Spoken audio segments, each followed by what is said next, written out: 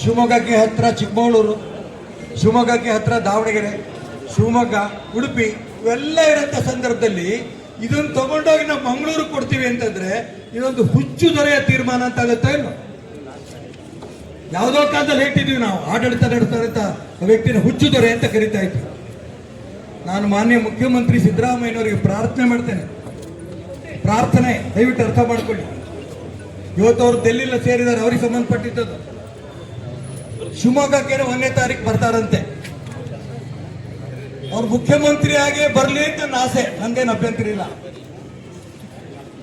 ಬರೋಂತ ಸಂದರ್ಭದಲ್ಲಿ ಕನಿಷ್ಠ ಶಿವಮೊಗ್ಗಕ್ಕೆ ಬಂದಾಗ ಆದ್ರೂ ಕೂಡ ಸಂಚಾರಿ ನ್ಯಾಯಪೀಠವನ್ನ ಶಿವಮೊಗ್ಗದಲ್ಲಿ ಮಾಡ್ತೇನೆ ಅಂತ ಘೋಷಣೆ ಮಾಡಲೇಬೇಕು. ಇದು ನಮ್ಮ ಒತ್ತಾಯ. ನಾನು ಉದ್ದ ಭಾಷಣ ಮಾಡಲ್ಲ, ಒಂದು ಮಾತು ಮಾತ್ರ ಹೇಳಕ್ಕೆ ಇಷ್ಟಪಡ್ತೇನೆ. ನ್ಯಾಯಬದ್ಧವಾದ ಹೋರಾಟವನ್ನ ಶಿವಮೊಗ್ಗದ ನ್ಯಾಯವಾದಿಗಳ ಸಂಘ ನೀವು ತಗೊಂಡಿದ್ದೀರ. ದೂರದಿಂದ ಬರೋರಿಗೆ ಆರ್ಥಿಕವಾಗಿ ತೊಂದರೆ ಆಗತ್ತೆ, ಅತಿ ಹೆಚ್ಚು ಕೇಸ್ಗಳು ಇಲ್ಲೇ ಇದ್ದಾವೆ. ಇಂಥ ಸಂದರ್ಭದಲ್ಲಿ ಮಂಗಳೂರು ಹೋಗ್ತೀನಿ ಅಂತ ಹೇಳ್ಬೋದು, ಸಮುದ್ರಕ್ಕೆ ಹೋಗ ಬಿಟ್ಟು ಸಾರಿ ಅಂತ ಹೇಳ್ಬೇಕಷ್ಟೇ ಪಕ್ಕದಲ್ಲಿ. ಯಾವುದೇ ಕಾರಣಕ್ಕೂ ಒಳ್ಳೇದಲ್ಲ ಇದು.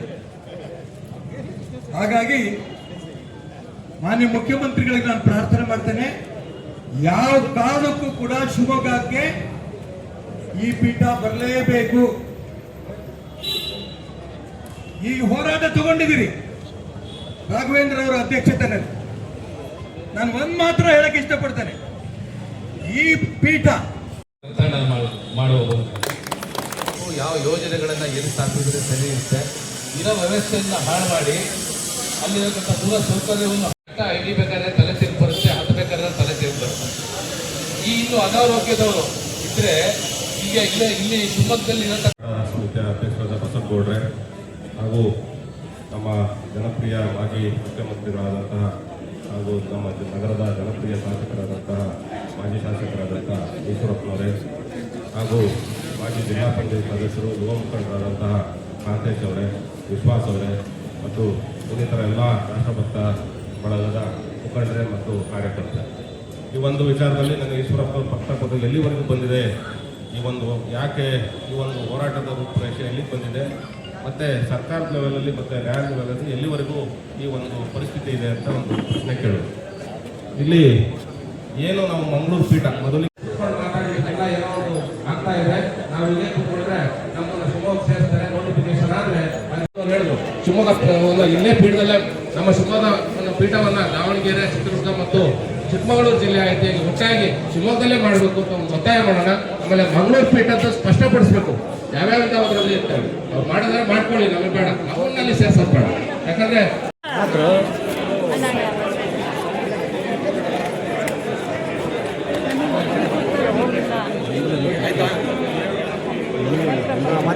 ರಾಮನಾಯ್ಕರು ಹಾಗೆ ಮಂಜುನಾಥ್ ಸರ್ ಅವರಿಬ್ಬರು ಬಂದಿದ್ದಾರೆ. ಅವರಿಬ್ಬರನ್ನು ಹೃದಯಪೂರ್ವಕವಾಗಿ ಸ್ವಾಗತಿಸ್ತೇನೆ. ಹಾಗೆ ಶಿಕಾರಿಪುರ ಬಾರ್ನ ಎಲ್ಲ ಗೆಳೆಯ ವಕೀಲರನ್ನು ಕೂಡ ಸಾಮೂಹಿಕವಾಗಿ ಸ್ವಾಗತಿಸ್ತೇನೆ. ನಮ್ಮ ಹೋರಾಟವನ್ನು ಬೆಂಬಲಿಸಿ RTIನ ಇದೊಂದು ಮುಚ್ಚಿರ್ತಕ್ಕಂತಹ ಪುಸ್ತಕ ಆಗಿ ಇತ್ತು. ಅದನ್ನು ದಿಢೀರಂತ ಹೇಳಿ ಏಕಾಏಕಿ ಮಾಧ್ಯಮಗಳ ಮೂಲಕ ನಮಗೆ ಗೊತ್ತಾಗಿರ್ತಕ್ಕಂಥ ವಿಚಾರ, ಕರಾವಳಿ ಪ್ರದೇಶಕ್ಕೆ ಒಂದು ಹೈಕೋರ್ಟ್ ಪೀಠವನ್ನು ಕೊಡ್ತಾ ಇದ್ದಾರೆ. ಆ ಸಂದರ್ಭದಲ್ಲಿ ನಮಗೆ ಇದುವರೆಗೂ ಸಹ ಹಿಂದೆ ಉತ್ತರ ಕರ್ನಾಟಕದಲ್ಲಿ ಹೈಕೋರ್ಟ್ ಪೀಠ ಆದಾಗ ಸತತವಾಗಿ 3-4 ವರ್ಷ ಹೋರಾಟ ಮಾಡಿದ್ರು.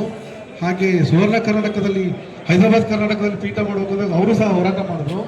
ಆದರೆ ಕರಾವಳಿ ಕರ್ನಾಟಕದಲ್ಲಿ ಯಾವುದೇ ರೀತಿಯ ಹೋರಾಟ ಇಲ್ಲದೇ ಅವರಿಗೆ ಏಕಾಏಕಿ ಯಾವುದೇ ವಿಚಾರಗಳನ್ನು ಬಹಿರಂಗಪಡಿಸ್ತಾರೆ, ಯಾವ್ಯಾವ ಜಿಲ್ಲೆಗಳನ್ನು ಸೇರಿಸ್ತೀವಿ, ಯಾವುದರ ಎಲ್ಲಿ ಪೀಠ ಮಾಡ್ತೀವಿ ಅಂತ ಯಾವುದೇ ರೀತಿಯ ಮುನ್ಸೂಚನೆಯನ್ನು ಕೊಡದೆ ಏಕಾಏಕಿ ಮಾಧ್ಯಮಗಳ ಮೂಲಕ ಈ ಒಂದು ಹೈಕೋರ್ಟ್ ಸರ್ಕ್ಯೂಟ್ ಪೀಠವನ್ನು ಕರಾವಳಿ ಪ್ರದೇಶದಲ್ಲಿ ಮಂಗಳೂರಲ್ಲಿ ಮಾಡ್ತೀವಿ ಅಂತ ಹೇಳಿ ಈ ನಮ್ಮ ಮಧ್ಯ ಕರ್ನಾಟಕಕ್ಕೆ ಅಂದರೆ ಶಿವಮೊಗ್ಗ, ಚಿಕ್ಕಮಗಳೂರು, ಚಿತ್ರದುರ್ಗ ಮತ್ತು ದಾವಣಗೆರೆ ಈ ಭಾಗದ ಜನತೆಗೆ ತುಂಬ ಅನ್ಯಾಯವನ್ನು ಮಾಡಲಿಕ್ಕೆ ಹೊರಟಿರ್ತಾರೆ.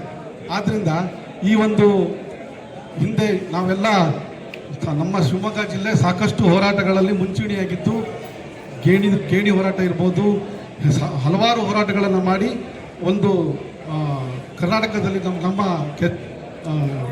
ಹೆಸರನ್ನು ಉಳಿಸ್ಕೊಂಡಿರ್ತೀವಿ. ಅದೇ ರೀತಿ ನಾವು ಈ ಶಿವಮೊಗ್ಗದಲ್ಲಿ ಸರ್ಕಿಟ್ ಪೀಠ, ಹೈಕೋರ್ಟ್ ಸರ್ಕಿಟ್ ಪೀಠ ಆಗಲಿಕ್ಕೆ ನಾವೆಲ್ಲರೂ ತಾಲೂಕುವಾರು ಸಹ ಮುಂದೆ ಹೋರಾಟ ಮಾಡ್ತೀವಿ.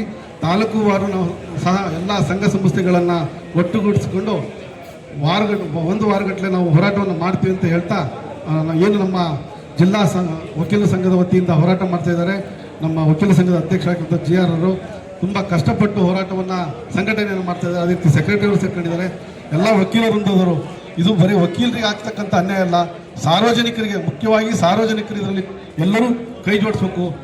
ಹಾಗಿದ್ದಾಗ ಮಾತ್ರ ಇದೊಂದು ಯಶಸ್ವಿ ಆಗುತ್ತೆ ಅಂತ ಹೇಳ್ತಾ ನಾನು ಎರಡು ಮಾತನ್ನು ಮುಗಿಸ್ತೀನಿ.